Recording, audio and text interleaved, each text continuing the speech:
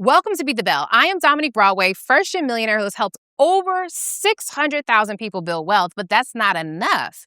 You're next. So this is one of the most critical weeks for your money in all of 2026. We've got inflation data dropping, a Fed chair transition happening this week, and markets at record highs. So let's break down what all of this actually means. So let's talk about why this week is going to be historic. So here's the setup.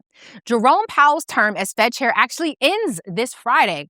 Kevin Warsh is expected to replace him, and markets love this. You know why? Because Warsh is seen as more dovish, and that means he actually favors cutting interest rates, which is generally good for stocks and for borrowers. But here's the tension.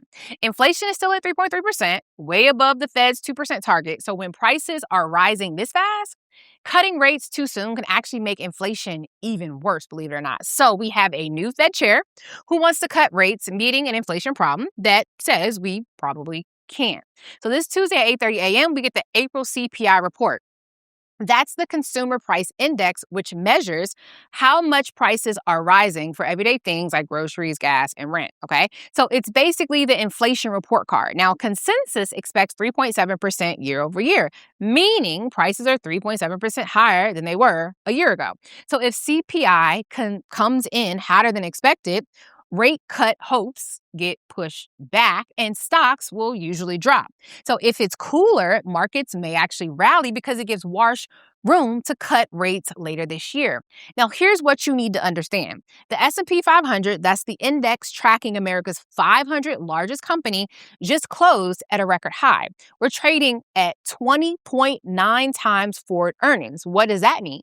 For every dollar that these companies are expected to earn next year, investors are paying almost $21.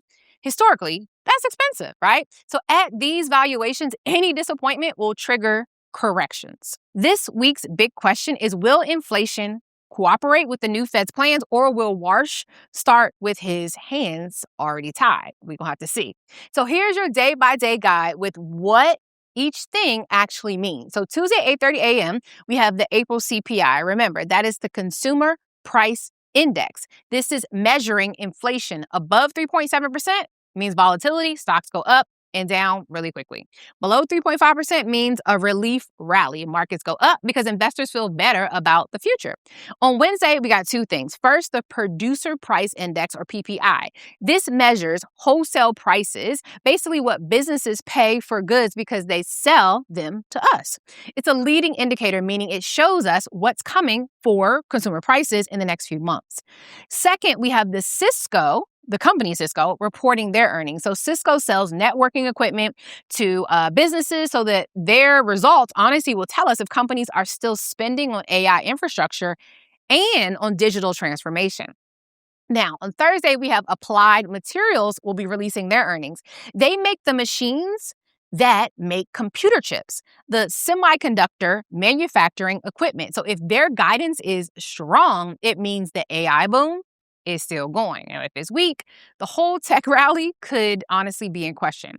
Now, Friday, Powell's term officially ends. So sad. And the Senate should confirm Warsh as the new Fed chair. So watch for his first public comments, because every word actually matters, because markets will analyze what he says about rate cuts. Now, as a bonus, there's a Trump and Xi summit happening May 14th to the 15th on AI guardrails, basically rules about how the U.S. and China will handle artificial intelligence. And any agreements or restrictions will immediately move semiconductor and tech stocks. So here's your personal finance action plan for the week. So let's make this super practical, okay? And I want to explain what everything means for your actual money. So if you're investing, please don't chase all-time high just because everyone else is buying. When the market is at record levels with expensive valuations like we are now, there's less room for error. So here's what I mean. If companies disappoint on earnings, stocks fall harder from expensive levels than they would from cheaper levels. So if Tuesday's CPI comes in super high, we might see a sell-off. So that's when prices drop, and it could be your buying opportunity to honestly get stocks at a discount. So if you're dollar cost averaging through your 401k or your regular investment account, meaning you're investing the same amount every paycheck automatically, then perfect. Just keep going. That strategy works best during these types of uncertain times. But if you're thinking about putting in a lump sum, like maybe $10,000 or more all at once, wait until after Wednesday to see how the markets digest the CPI report. Okay, so when it comes to mortgages, the 30-year fixed rate mortgage is still around 6.87%, depending on your credit score. So why does the Fed matter for mortgages? Well, when the Fed cuts its benchmark rate, mortgage rates usually follow downward over time. So if Tuesday's inflation data is good and Warsh signals that cuts are coming, mortgage rates could actually start to drift down maybe to 6.3 to 6.5% by summer. But if inflation stays sticky, meaning it won't come down, we're stuck at these current rates likely through the end of the year. So your savings account, obviously high yield savings accounts are paying 4.5 to 5% annual interest rate right now. That's the benefit of higher interest rates. Your cash earns more, but obviously here's the catch. Once Warsh starts cutting the Fed rates, banks will likely lower what they pay on savings accounts as well. So if you've been procrastinating on locking in maybe even a CD, that's a certificate of deposit, where you agree not to touch your money for a set time in exchange for a guaranteed rate. This could be your last window to lock in these peak rates, and we may not see these rates for a while because they honestly are probably about to drop. Bottom line, for first-gen wealth builders, this week is about gathering information, not necessarily making any emotional decisions, all right? Q1 earnings were phenomenal. 84% of companies actually beat Wall Street's expectations for their profits, but we're priced for perfection now, meaning stocks are expensive because everyone expects great results. Any company that misses expectations will get punished harder than usual, unfortunately. So here's what I think is about to happen. And here's what I'm kind of calling for this week's outcome. So prediction 1, Tuesday's CPI, I'm expected to come in at 3.6% year over year, slightly below the 3.7% consensus. Good enough to prevent a whole sell-off, but not good enough, honestly, probably to spark a big rally. Prediction 2, Warsh is going to get confirmed by Thursday. And in his first comments, he's going to signal patience on rate cuts.